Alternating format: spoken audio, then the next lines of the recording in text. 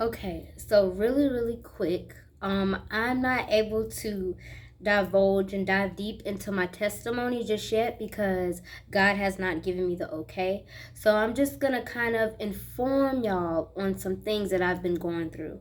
Um, so I was working at Dollar Tree for about maybe 3 months as the new year came in, and I was fulfilling my purpose. I was.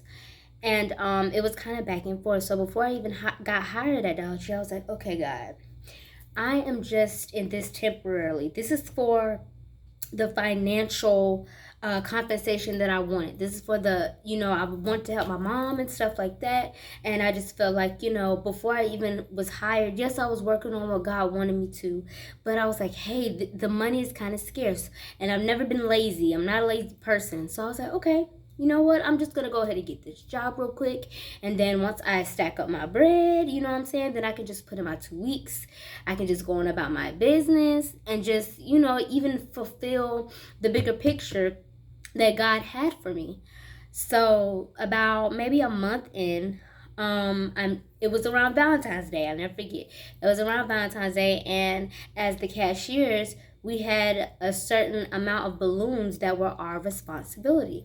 So the manager, I that is a whole nother topic for a whole nother time. But long story short, the manager was a narcissist, and she poked. This what she did the whole time, poke me every day. Like all my job was to do was to come there. I was the opening cashier, so that means that I had to sweep the parking lot and take out the trash. The big dumpsters was all the way in the back. I did that without any complaints. Now, in the first, see, that's the thing about it. So there's this other manager, and he was like, "Oh, I wonder why we can't keep anybody." I see why I can't keep nobody because y'all treat people like crap, and I was not with it.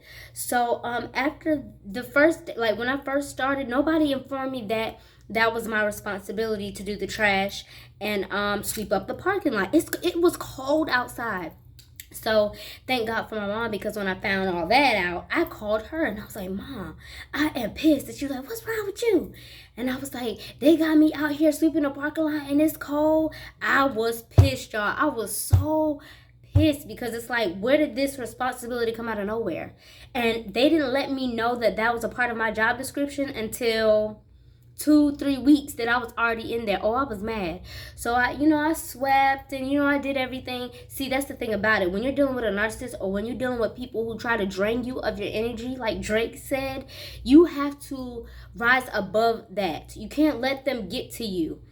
And when I called my mom, like when I was throwing the dumpster, once I was throwing the trash away in the bite, I called my mom and I was pissed. But the manager who was jealous of me, who was a narcissist, a covert narcissist at that. I'll make another video on all of that later, but just stay with me, baby. I'm going places. So I called her, and the manager who assigned me those tasks, she never knew. I look here, every day I would come in there, I put my little headphones in, and I'd just be dancing and sweeping. I wanted to let her know that, hey, I don't care what you do, what you say, or how you say it, or whatever you tell me to do, I'm gonna do it, and I'm not gonna give you my energy. See, that's the thing about being a chosen one. When somebody tries to steal your energy, you must rise above, okay? Oh, my braid, don't do that. Here we go, y'all. Oh, my crown. Oh, it's falling. Oh, well, see, that's the enemy trying to distract me. Stay with me. See, it's falling. I don't care. Anyway, let me continue. So I never let her know anything. I never let her know that I was mad. I never let the narcissist see you sweat. Long story short, it was Valentine's Day.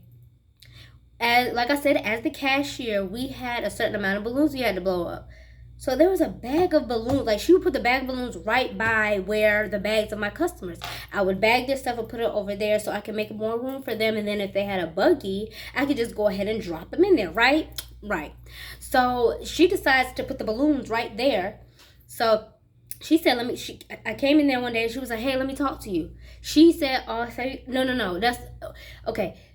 Oh, okay. all of my balloons. Somebody, long story short, I can't get it out. Long story short, I'm scratching the mix. Remember, I told you. Long story short, a customer actually took the balloons. At first, I was like, oh, somebody just mistaked it for being one of their bags. But I was like, you know what? Whatever. So then the manager, she calls me in there. Hey, we're gonna have to suspend you for a week because somebody took the balloons. So she comes back and she tells me that I'm gonna be suspended for a week over something that I did not even do. I was pissed. Look here, I love hot stuff, baby. I was a hot fry and a hot Cheeto that way. I was so mad, but I never let her know that. So after that, she want to go ahead and show me the footage. Oh, I don't know if you know her or what. The thing about being a chosen was that I've always asked God to control my mouth. Okay, nowadays I bite my tongue. It might bleed, but as long as I'm making God happy and and not giving people my energy. It took me years to get to where I am now. Now, whenever I open my mouth, it's of substance. It's positivity. It's nothing negative. And even if I think about saying something negative, God comes out. He be like, shut it. And I shut it. But long story short is don't let people get the best of you.